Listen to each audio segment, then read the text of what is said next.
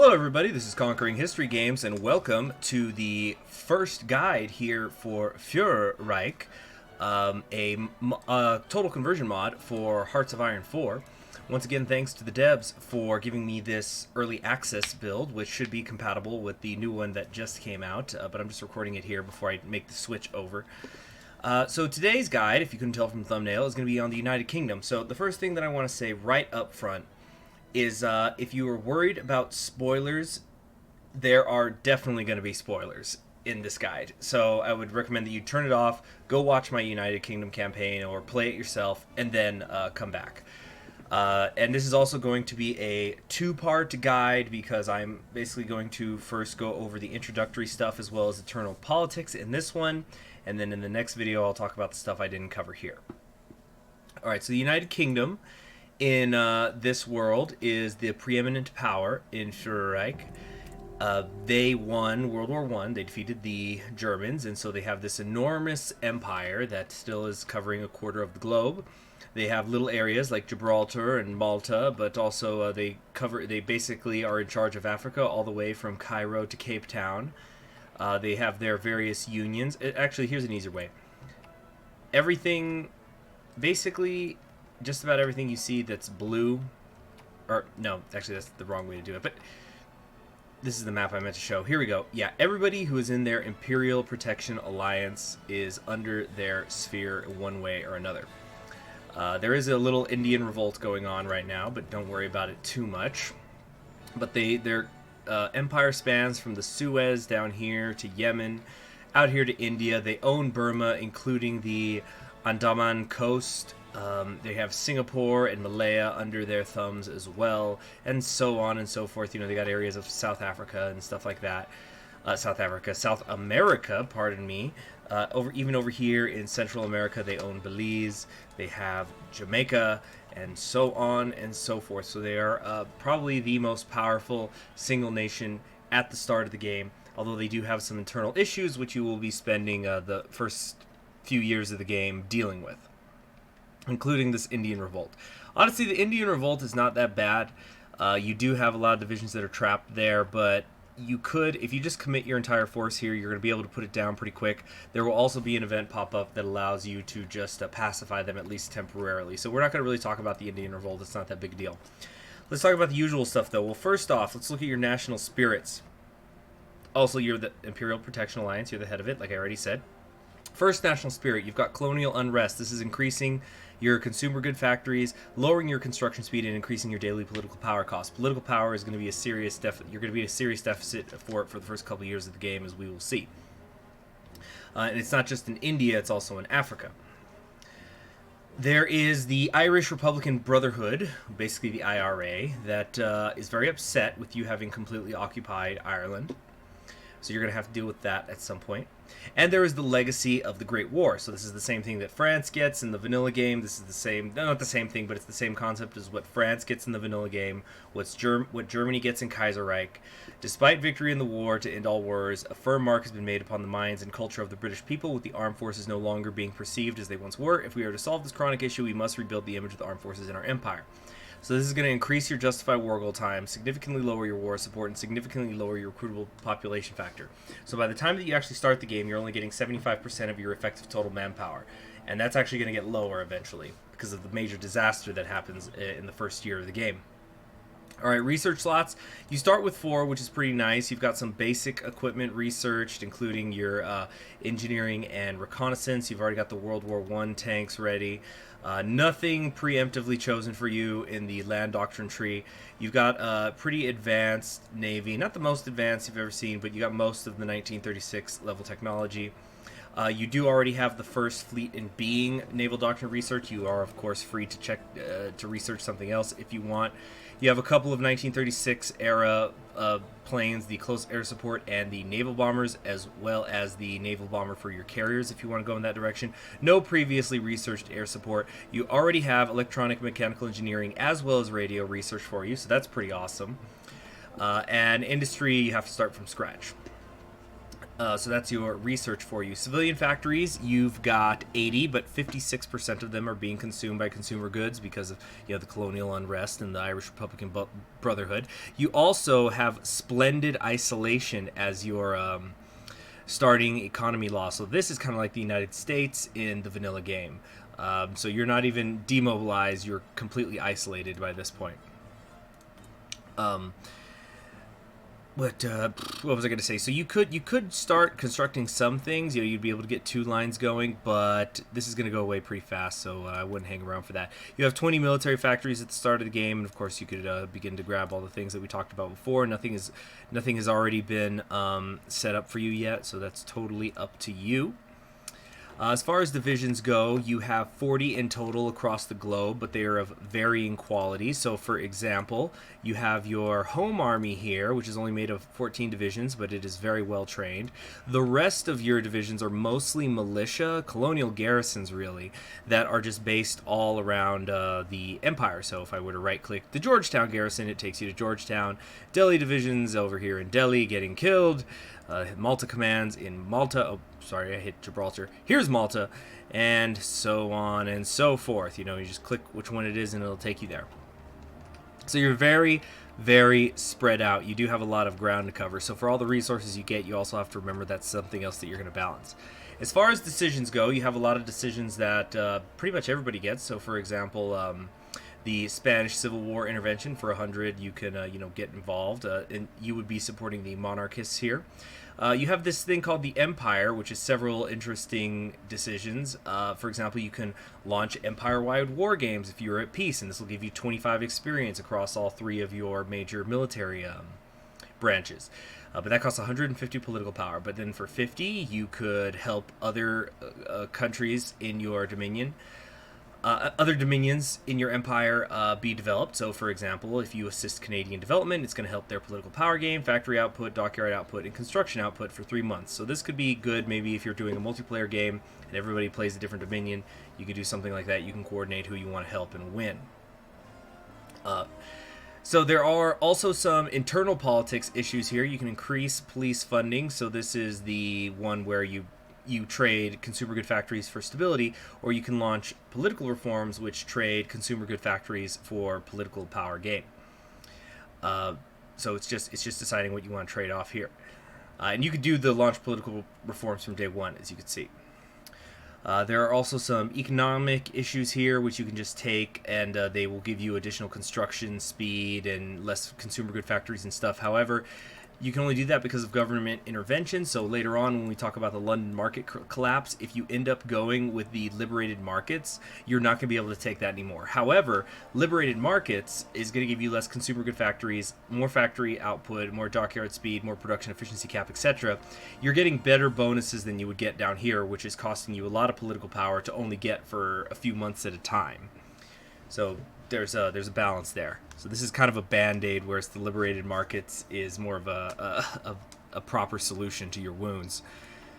All right, what else have I forgotten? Oh yeah, your Air Force, you have a pretty sizable one with all sorts of things. You've got close air support, lots and lots of fighter planes, naval bombers, and tactical bombers, as well as carrier fighters and carrier naval bombers. Also, something as far as your naval research goes, at the start of the game here, you do not have the super heavy battleship, but there will be an event early on which unlocks it. The first Trafalgar class battleship will be created, and they are going to drop it up here in Scapa Flow. So, which is, I believe this is where your biggest navy is actually at the start. Or wait, is it down here in London? Anyway, the point is that you should not research super heavy battleships because you're going to get them anyway. Whether or not you are going to keep it, use them or not, that's totally up to you. Also keep in mind, if you're into carriers, I talked about the carriers earlier, you do only have carrier 1s here at the start, so if you want to get something better, you're going to have to keep moving up. Alright, now let's talk about where you are as a kingdom. At the start, the Tories are in charge. They don't have a total majority, so you're going to have to worry about that later with the political things. But until, as you may notice though, there are several national focus branches which are completely cut off to you. So, for example, a democratic victory, God Save the King, and the military junta. These are essentially your 3 democratic paths that you can look at the start of the game. They've all been shut off. So you can't do anything. Also, the London market collapse is going to happen. This is the equivalent of the Great Depression or the Black Monday event.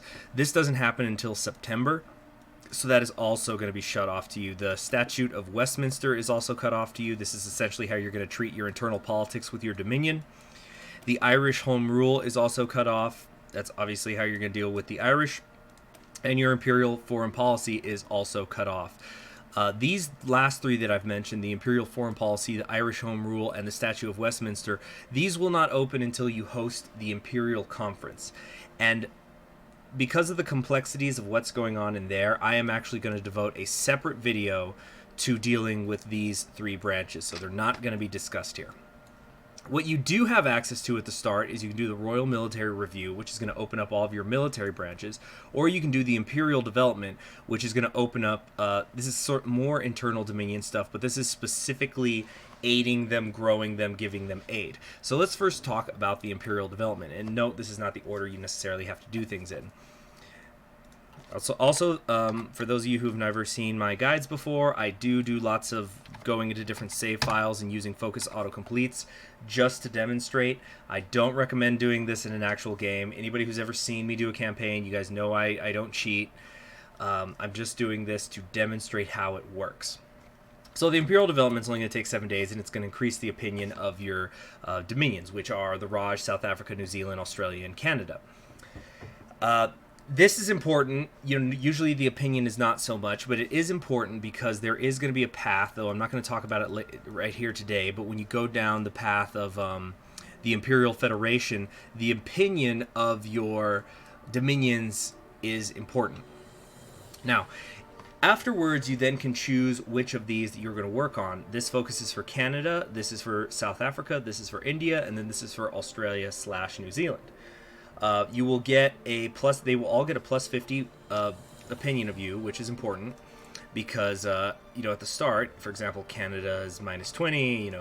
The Raj is at minus 50. South Africa's at minus 80. It all just depends on their level of autonomy and things like that. So they don't. A lot of them are not very happy with you. So each one of them, when you take it, you're going to get an event. Now, these events have different names, and there's some flavor text, which you're free to read. I like to read the flavor text. I think it's great. But essentially, they will all say, do you want to work on civilian factories? Do you want to work on resources? Or do you want to work on infrastructure? Now, you will not get the benefit from this. Your Dominion is going to get it. So, for example, here, we could, if we look at Alberta. Wait, whoops. Let me move some of this stuff out of the way. All right, so if we were to look at Alberta here, they've got 48 oil. We can direct them to extract more, and there you have it. Now they've got 72. Also, thank you to the Führerreich team. All right, so there's things like that, and they're basically all the same. You see, so it's in Africa, it's civilian factories, or you give them steel and chromium, or infrastructure. Jewel of the Empire, it's actually they get quite a lot. It's rubber, chromium, aluminum, tungsten, and oil. And then Australia, theirs is steel, aluminum, and oil. So that's basically what all these do. Then you're going to get further connections with the establishment of the IEDC, the Imperial Economic Development Company, which is going to give them all boosts to their construction speed. Then you've got the ITO, the Inter-Dominion Trade, which will give less of their resources to market, so they get to keep more of what they extract, and they get a bigger resource gain efficiency. So that's effectively the equivalent of if you had gone over here to industry and taken one of these excavation technologies, but you're giving it to all of them. Then there is the creation of the ISAC, the Imperial Science and Aeronautics Academy, which is going to not create the council. This is not to be confused with the research sharing effect. This lowers the research time for everybody by 2.5, and they're all going to like you more, of course, as well. And then finally, you create the Imperial Scientific Council, where you create Imperial Research, and you get your 5th research slot. So that's this branch covered. Now over here, under the Royal Military Review, you've got 3 basic branches to go down. You can reconstitute the Royal Army over here, and this opens up your land doctrines. You have 3 available to you, essentially. You see, if you go here all the way on the left, massing birds, mobile divisions, you're locking yourself essentially into the mobile warfare. Now, keep an eye on actually how much these researches are helping you, because they're not all 50% research bonuses. So, for example, this first one is a 25% research bonus. Light tank development is only a 25% bonus. Motorization efforts will just give you the motorization technology. So, if you're going to be doing that, don't bother researching it. Go get something else in the meantime. You get 2 more bonuses for your armor technology, and then you will officially get your Royal Armor Corps, which is pretty cool. Whoops. There we go. Which will give you 3 divisions right here. So the Aberdeen Armored Cavalry, the Royal Armored Guardsmen, and the Yorkshire Motorized Division. And this is what they look like. The more you know. So, and then no matter which one you take, you eventually can come down here. You can get Marine bonuses, Airborne bonuses, and then you can eventually renew the interest in the Royal Army, and that is what gets rid of your Legacy of the Great War negative effect. But even though we've researched down here, this actually doesn't have anything to do with the Royal Marines and the Royal Paratroopers, because you can see it's still closed. You have to have finished up the London market collapse. So you have to have either taken the great national effort, ending austerity, or liberated the markets, so completely recovered your economy before you can renew your interest in the Royal Army. All right, over here, the Ironsides Artillery does not actually specify a land doctrine, so in theory, you could go down this path for anything, but this gives you bonuses, of course, to your artillery, so lowered production cost on them, for example. It also will give you anti-air guns once you incorporate anti-air equipment. So again, if you're going to do that, you might not want to actually research this, since the focus is going to do it for you. And you can, if you start at the game, of course I leave it to you, since it's going to happen in September, to actually determine how many of the focuses you can do before the London market crash hits. And there's nothing that's going to lock them out for you, but you're going to probably want to prioritize that when it happens. But you can get to the bottom of one of these trees before it hits. So we've got now Ironsides Artillery. Oh wait, no, we already talked about that. Then Haig's Legacy. So this is more infantry and armor stuff. Now, like for right here, you get a 25% research bonus for your armor technology. This is good for support tech, and then finally get the land battleship for your heavy tank models. Over here is the Royal Air Force. It has 2 branches, 2 mutually exclusive ones. You can either go for the ground support or for Harris's bombers. The RAF Coastal Command, this is essentially naval bomber stuff, and the RDF concept, which is radar. These you can take no matter which direction you go in. Interesting thing about the ground support aircraft is that you actually get a land doctrine bonus here if you support the Royal Army, as well as getting your bonus for a close air support. And so basically this is fighters and close air support, and over here is more about bombers and air doctrine. Then at the bottom, you're going to get 2 research bonuses for nuclear technology, but again, look at the numbers. It's only a 25% research bonus for nuclear technology, so you're not going to be able to rush the first one, and then you're going to have nukes, and you're going to be hurling them around in like 1941. I don't think that's going to happen. But it's still, you're getting 2 nuclear technology bonuses. It's something. Finally, over here, we have the Mastery of the Sea, which breaks itself up into the Carrier Branch or the Grand Fleet, which increases your naval doctrine. So it's essentially, do you want to go down here and then go into Jutland, where you get better battleships, or here over to mobile squadrons, and you're just generally helping out your naval doctrine. Now, this unlocks the things that are to the right of this dotted line, so you're getting the cruisers over here, whereas on the left you're getting destroyers and battleships, including a 25% research bonus for super heavy battleship models. So you can, basically one super heavy battleship is going to be given to you, and another one's going to get a research bonus if you went down this path. And then finally it leads down to Rule Britannia, which gives you a national spirit, increasing your Navy's speed, your capital ship's armor, and your fleet coordination by 10%. Over here, yeah, like I already said, it's just carrier model stuff, nothing particularly amazing, although you do get a naval aircraft bonus here with the carrier strike groups. And this gives you 100 Navy experience, so if you're somebody who likes to make variations, that could be useful. All right, so that essentially covers everything that's going to happen before the London stock market crash. So let's now jump ahead. There's a ton of save files I've been making down here. Let's jump ahead to that crash and start figuring out exactly what's going to happen next. Yeah, there it is. Oh, actually, before we do that, let's go to the king commands. So after King Edward V is going to die pretty fast, and then King Edward VIII will ascend to the throne. You're going to get this event called the King Commands, where you need to decide what to do about his bodyguards. You can say the King commands and we obey, meaning that the bodyguards are going to kind of back off a little bit so he can spend more time amongst the people, or you can maintain the number of bodyguards he likes nearby, whether he likes it or not. If you do this, King Edward VIII will survive an assassination attempt that is coming. However, if you have the bodyguards listen to the king, like basically doing what the king tells them instead of what is safest for the king, a little bit of time is going to go by, and you're eventually going to get a pop-up about an assassination, which should be happening any minute now. Also note the time.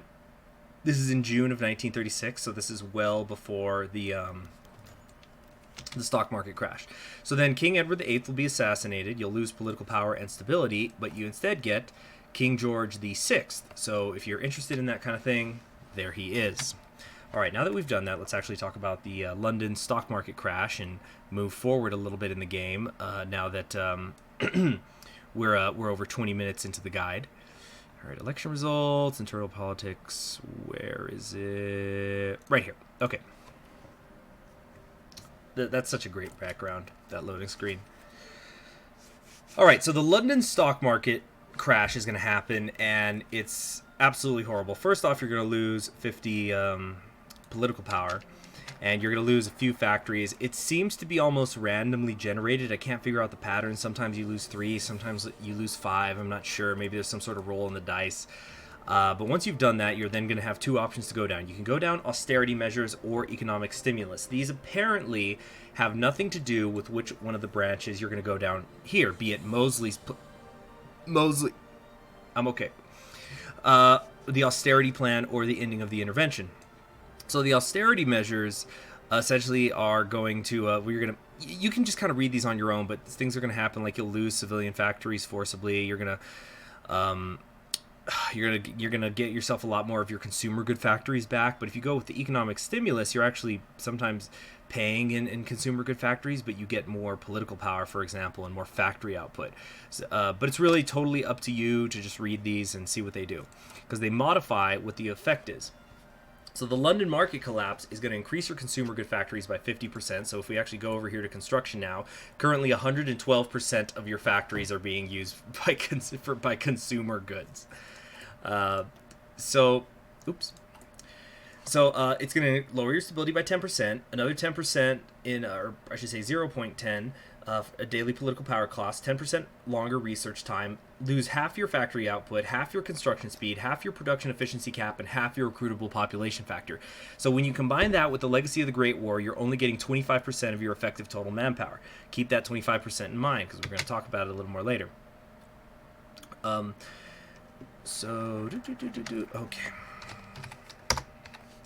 All right, so you got some economic stimulus. You can go down here, for example. So let's say if you went down the economic stimulus path, you're now paying more political power, you're paying more in research, but you've gotten half of the factory output, construction speed, and production efficiency cap negatives have been taken care of. So now you're only losing about a quarter of each of those.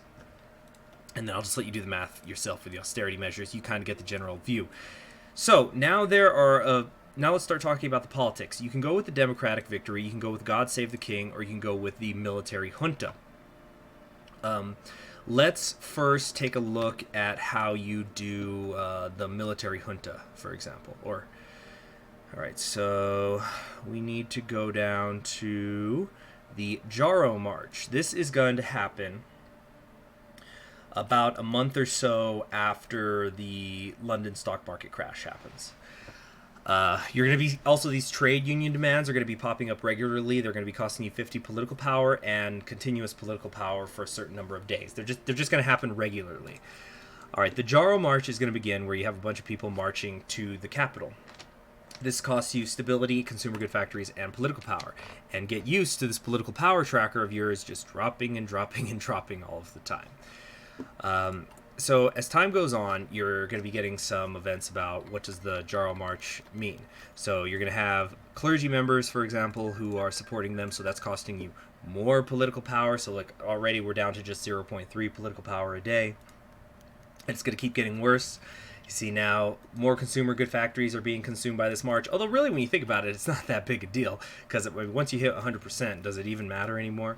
Now, here we go. We've got supposed Marxist infiltration into the march. Now, I'm not going to show you every single possible combination that this and the Manchester strike and everything else goes. I'm just going to show you at least one path towards every possible outcome. So, supporting the Marxist influence, we are going to try to put an end to the nonsense. So that's a minus 50%. All right, BBC got launched. Let's let this go. Actually, I'm wondering if I should go to a different save, and it might be faster. All right, so the police have now broken up the Jaro Crusade. So we no longer have that national spirit. All right, come on. You know what I'm gonna do? I just realized I'm so sorry. I'm not even gonna edit it out. I made a mistake. But we're gonna move forward here. Internal questions, Jaro Marx. Yeah. So let's say that you just let things be, and you let the Marxists goes in. So the march will end, and they're gonna ask you to reopen their shipyard, right? So let's reopen the Palmer's shipyard, which is going to cost us 100 political power and some factory output and political power for a month.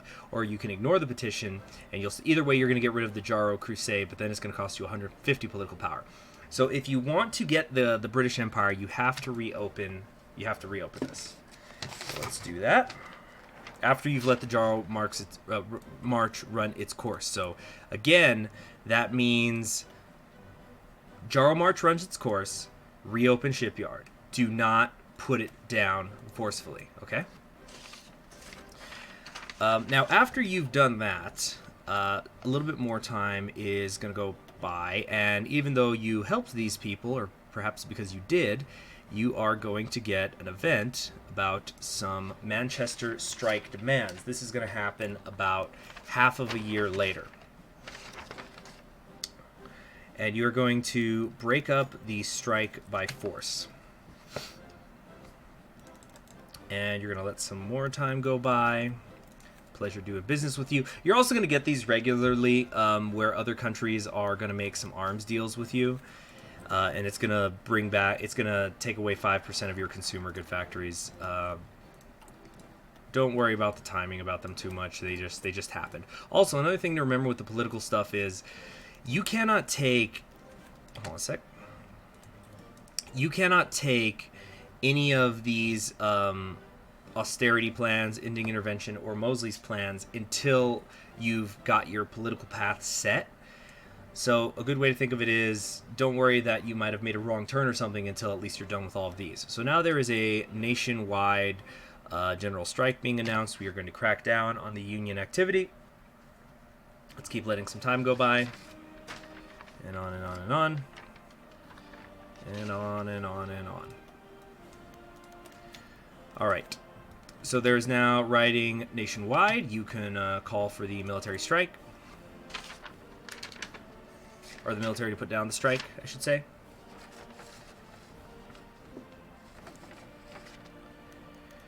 All right, and now you're going to have the protesters closing in on Westminster. So let me make a quick little save here, just so I don't have to dig for the one I want. Now you'll then have the government step down, like so. All right, Empire Day. That's something else that happens every year. It's going to give you 25 political power. The government will resign, and you'll have fresh elections called. Now, that happened because George was in charge. However, if Edward had been in charge, because I'm just now realizing, I made the wrong save file, I should have made an Edward one, you would have opened up the God Save the King path there. But if we were to go back here to the... I'm so sorry about that. Wow, I'm just so professional, you know.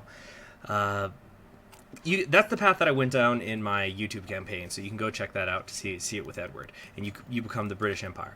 So let's say the protesters are closing in on Westminster, and you tell the army to, quote, do its job, and you attempt to put down the revolt. I'm going to let a little time go by. And the army will revolt. A certain charismatic Jack Churchill, not to be confused with Winston Churchill, I'm talking about the guy who was swinging the broadsword around during World War II in our original timeline. He's going to have a junta take over, and so they're going to get 40% more popular, and you become authoritarian Democrats.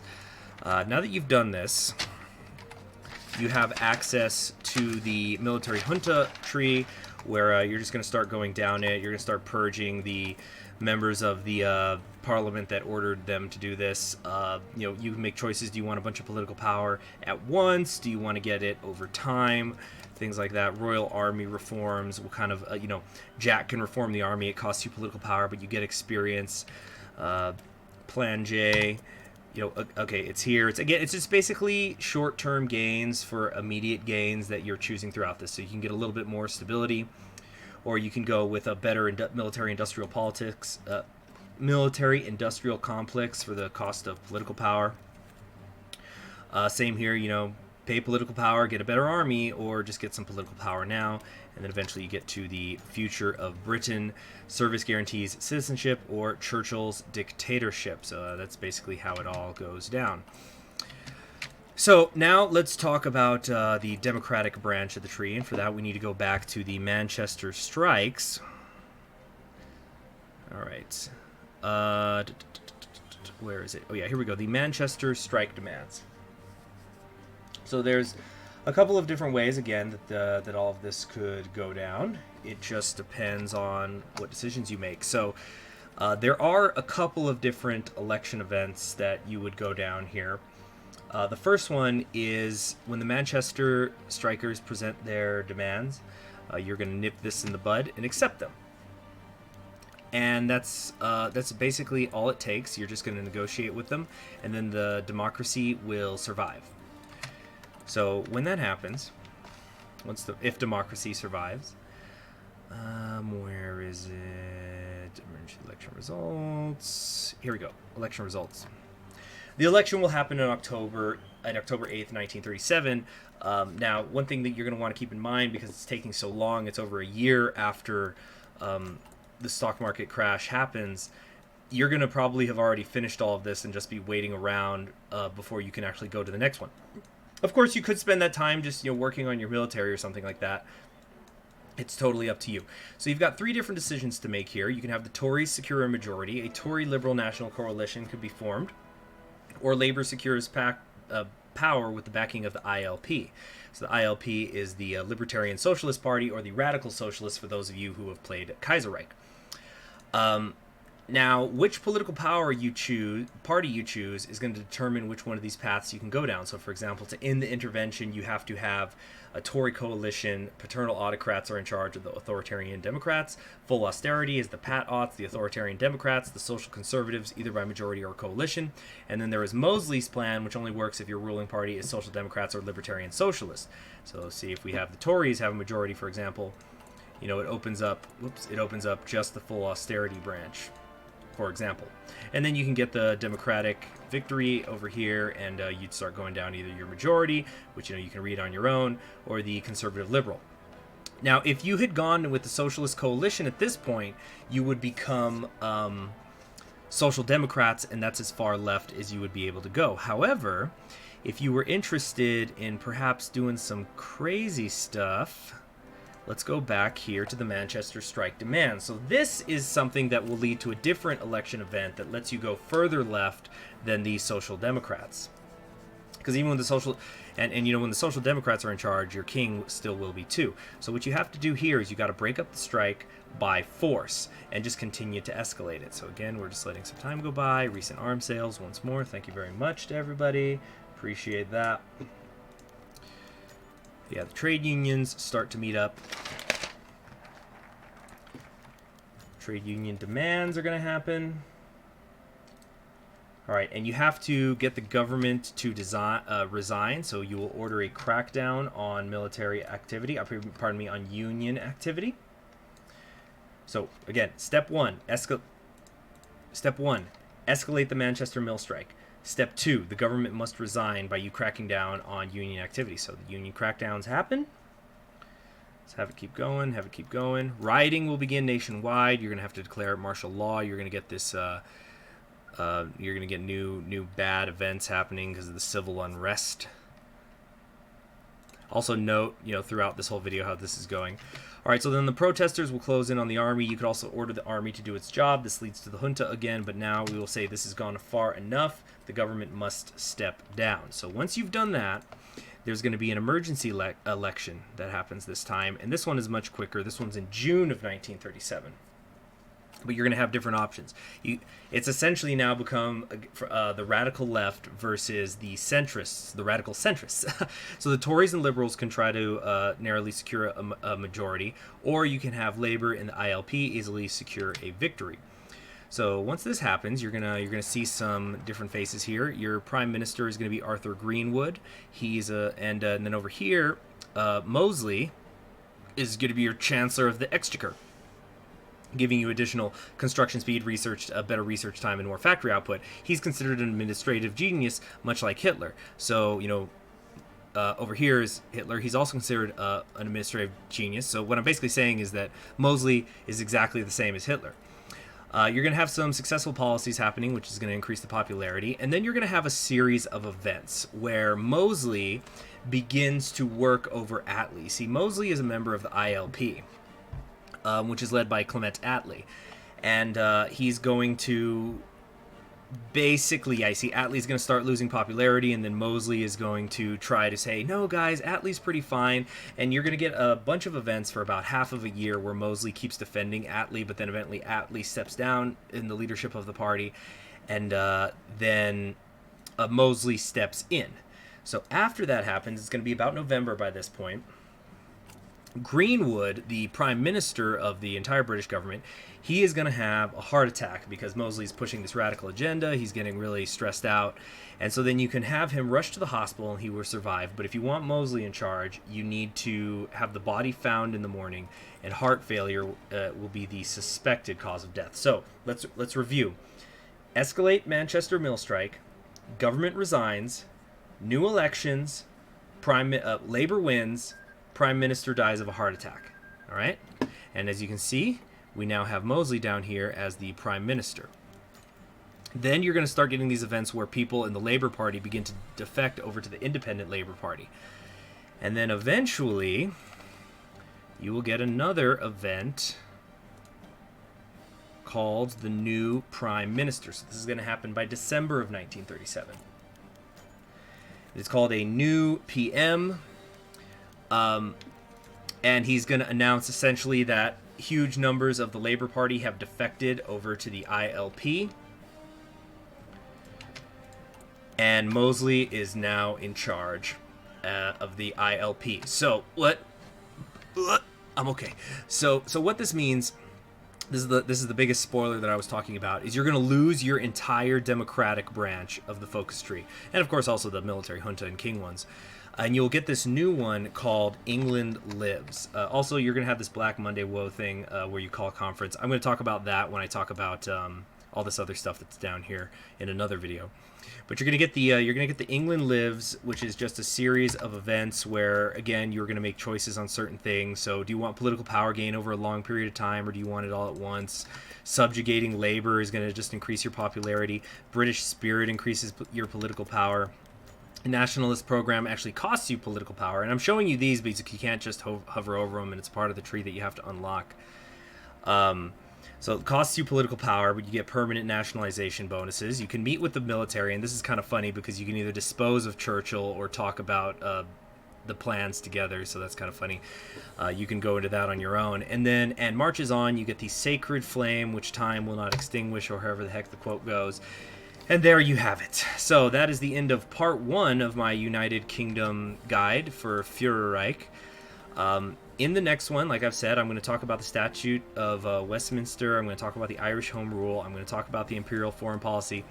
And then I'll probably also go to my save file with Edward and talk about what happens when you have the king take over. So thanks for joining me.